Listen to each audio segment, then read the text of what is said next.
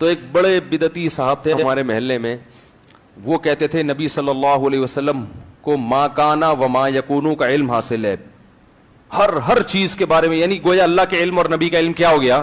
برابر ہو گیا، اللہ نے دے دیا ہے آپ کو سب چیزوں کا علم۔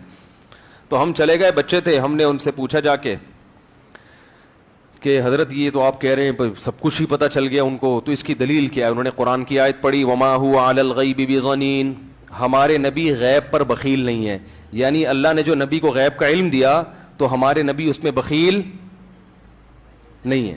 بخل کہتے ہیں نا کہ اپنے پاس رکھ لینا چیز کو سنبھال کے، بخیل نہیں ہے، سخاوت کرتے ہیں اس علم میں۔ تو میں نے فوراً ان کو جواب دیا، میرے دماغ میں اس کا جواب، میں نے کہا بھائی اس سے کلی علم، سارا علم غیب مراد نہیں ہے۔ کہنے لگے کیوں؟ میں نے کہا اگر سارا علم غیب مراد ہوتا تو نبی پھر سارا علم غیب امت کو دیکھ کر جاتے، اگر کچھ اپنے پاس رکھتے تو بخل لازم آتا کہ نہیں آتا؟ تو قرآن تو کہہ رہا ہے وما هو علی الغیب بضنین، یہ تو بعد میں پھر میں نے گرامر پڑھی تو اور کچھ اس میں نقطے نکلے، جب اس وقت مجھے کچھ بھی نہیں آتا تھا، یعنی گرامر میں پتا چلا اس میں تو آتا ہے ذرہ برابر بھی بخل نہیں کرتے، بضنین میں بات تاکید کے لیے، ما ہوا علی الغیب بضنین، نبی کو اللہ فرماتے ہیں ہم نے جو غیب دیا اس میں ذرا بھی بخل سے کام نہیں لیتے، سارا امت کو کیا کر دیا آپ نے؟ بانٹ دیا، کچھ بھی نہیں، یعنی اس میں بخل نہیں کیا آپ نے۔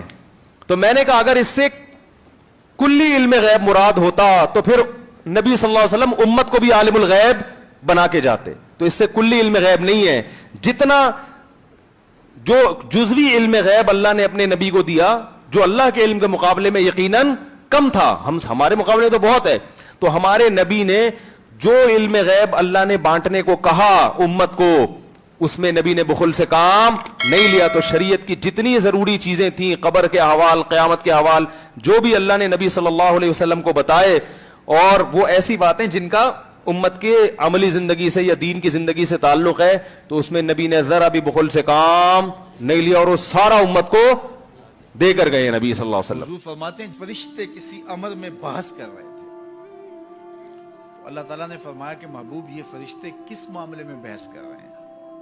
تو میں نے کہا لا ادری، مجھے اس کا ادراک نہیں کہ وہ کیا کہہ رہے ہیں۔ تو پھر اللہ نے اپنا دست قدرت میرے دو کندھوں کے درمیان رکھا، دست قدرت یہاں آیا، ٹھنڈ سینے میں پڑ گئی۔ فعلمت ما فی السماوات والارض، زمین اور آسمان میں جو کچھ تھا اللہ نے سب کا علم مجھے عطا کر، سینے میں نور آ گیا، سینے میں علم آ گیا، کائنات کی کوئی شے ایسی نہیں ہے جو حضور علیہ الصلوۃ والسلام نہ جانتے ہو۔ اور پھر کہاں تک علم آیا یہ حضور سے پوچھیے، فرمایا قرب قیامت میں جب دجال آئے گا تو میرے غلام اس کے مقابلے کے لیے نکلیں گے۔ دجال کب آئے گا اللہ جانتا ہے۔ 1400 سال اس بات کو بتائے ہوئے ہو گئے، کہا قرب قیامت میں دجال آئے گا، میرے غلام اس کے مقابلے میں نکلیں گے۔ انی لعارف اسماءہم، میں اپنے ان غلاموں کے ناموں کو جانتا ہوں۔ کب؟ جو قرب قیامت میں آئیں گے۔ میں آپ کے ناموں کو نہیں جانتا۔ آپ 2 سال، 4 سال، 5 سال سے میرے پیچھے جمعۃ المبارک پڑھ رہے ہیں، شکلوں کو پہچانتا ہوں، ناموں کو نہیں جانتا۔ کئی لوگ بڑے شوق سے کہتے ہیں جناب وہ نذیر صاحب، ندیم صاحب، فلاں صاحب وہ آپ کے، میں کہتا ہوں تصویر دکھاؤ گے تو میں پہچانوں گا۔ تو اتنے لوگوں کے نام میں یاد نہیں رکھتا۔ تو جب میں آپ کے نام نہیں جانتا جو ہر جمعۃ المبارک کو یہاں آتے ہیں، تو جہاں 2 مہینے کے بعد درس قرآن دینے جاتا ہوں تو وہاں کے لوگوں کے نام کیسے جانوں گا؟ اور پھر جو سوشل میڈیا پہ سنتے ہیں اور میں ان کو دیکھا بھی نہیں، ان کے نام کیسے جانوں گا؟ اور میرے حضور کیا کہہ رہے ہیں کہ قرب قیامت میں جو دجال آنے والا ہے اور میرے غلام جو اس کے مقابلے میں نکلیں گے، میں ان غلاموں کے ناموں کو جانتا ہوں۔ بات ختم یہاں نہیں ہوئی، یہاں ختم ہو جاتی پھر بھی کافی تھا، لیکن میرے حضور نے آگے بھی بات فرمائی، وَأَسْمَاءَ آبَائِهِمْ، ان کے باپوں کے ناموں کو بھی جانتا ہوں، ان کے باپوں کے ناموں کو بھی۔